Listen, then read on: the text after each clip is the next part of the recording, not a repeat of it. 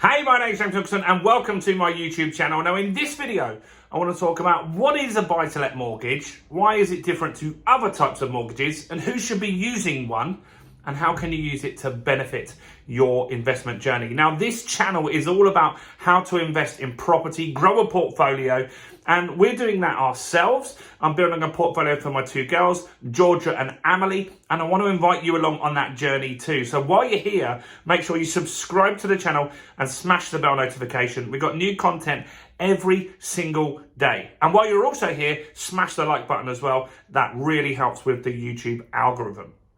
Well, mortgages. So maybe if you're watching this video right now, you're considering getting into being a buy-to-let investor or a property investor of some kind. Great news and congratulations.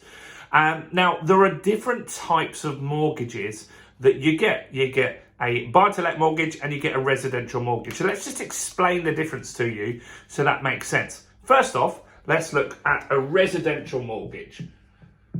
Residential. And so a residential mortgage, you will be paying two types of things at the same time. You'll be paying the interest on the mortgage and also the balance of the mortgage as well.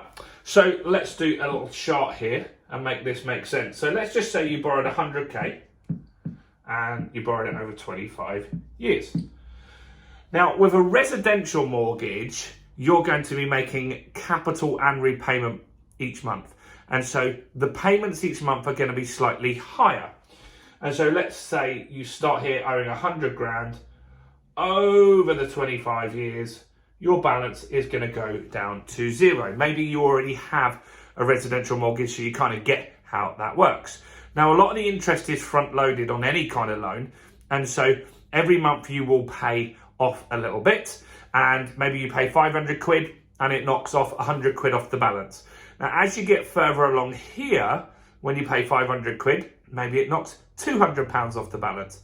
And when you get down here, when you're paying 500 quid, it might pay 400 quid off the balance. I've got a mortgage that's on repayment that's likely to end, I think this year or mid next year. I pay 500 quid a month and it knocks off 408 pounds off the balance each month. So there's a small amount of interest. But when I started that, it was the other way around. I was paying 500 quid and it was knocking off like 90 quid off the balance. And so that's what happens with residential mortgages. And so because of that, the payments are higher because you're paying the interest and you're paying off the capital here. So that's slightly more expensive. Now let's look at a buy-to-let mortgage. And on a buy-to-let, you will be paying very likely just interest. All right. And that's important to understand. So you're not actually paying off any of the debt at all. Now, a lot of people get worried about that because they want to be mortgage free. Well, it doesn't matter. And this will make sense. I'll go into some more detail in a second on how this works. And so if you borrow 100k again, over the 25 years, your balance will stay 100k forever. However, how this really impacts you is something called inflation. Now, you may not have really known much about inflation before, but right now it's in the news every single week, isn't it? Every single day with the cost of living crisis at the time of recording this video. And so what's going to happen is over time, this 100 grand is worth less money.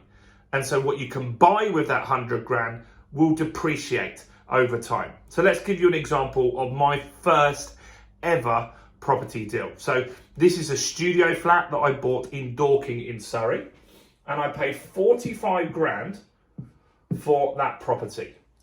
Now at that time in 1999, that was a lot of money, a hell of a lot of money back then. And so it felt very difficult to get the deposit, which was £3,000. I felt really stretched on that. But over time, £45,000, if you could buy a house in Surrey, in Dorking in Surrey today, for 45 grand, you wouldn't feel stretched at all. In fact, you could afford that and more on the minimum wage that we have today. When I had this, the minimum wage was around £2.80 to £3 per hour. Now it's nearly £11 per hour, right? So it's very, very different what people's earning potential is now. Now, in 2023, this property, studio flat in Dorking, is now worth 250 grand.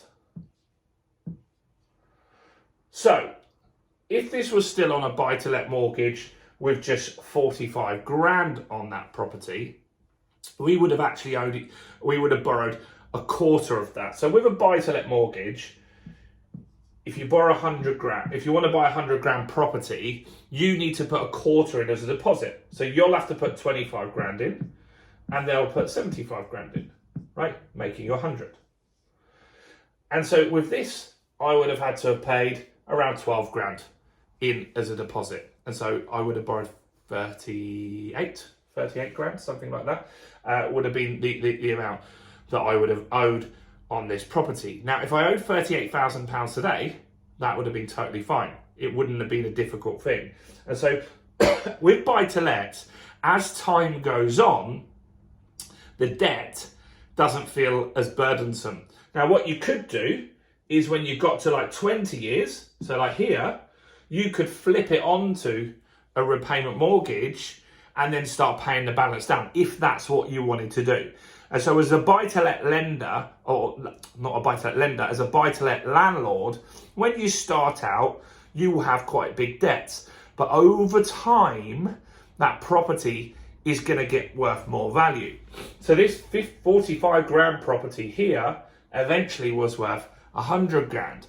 And that actually didn't happen too much later. It was about 5 or 6 years later, it was worth 100 grand.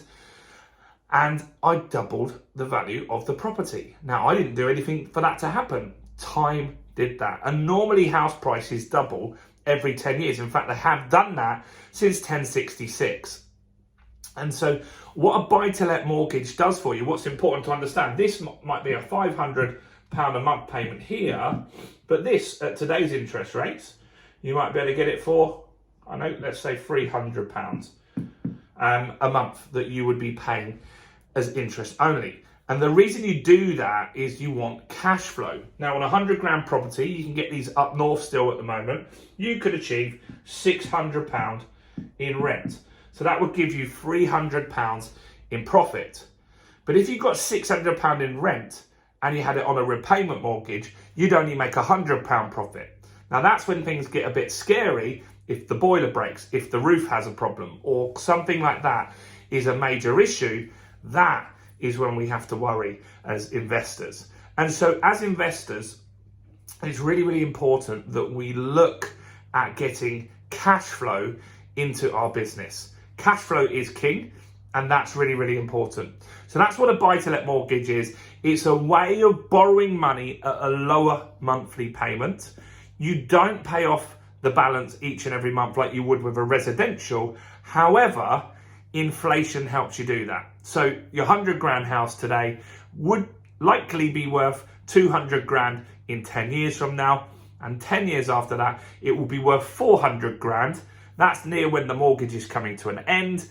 You only owe 100. You've got other options. You could sell that property and take the 300 grand as property, as profit, sorry. Or if you didn't want to sell that property, maybe you could refinance it and put it onto a repayment mortgage. And that would allow you to pay that balance down, and then you would have a mortgage-free asset. What I would be doing is actually when it got to value as 200 grand or 300 grand, I'd be releasing equity. I'll take out a bigger loan and I'd use that as deposits for my next one. We've got some videos on the channel about how that actually works, so do go and check those out. Now, I hope you found that useful, and if you're interested in property investing, we've actually got a guide on the best strategies to invest in property. You've probably seen it flashing along the screen on here. It's actually in the description, so if you click on the link in the description, you can grab a free copy of that guide, get a bit more detail on how to invest in buy-to-lets.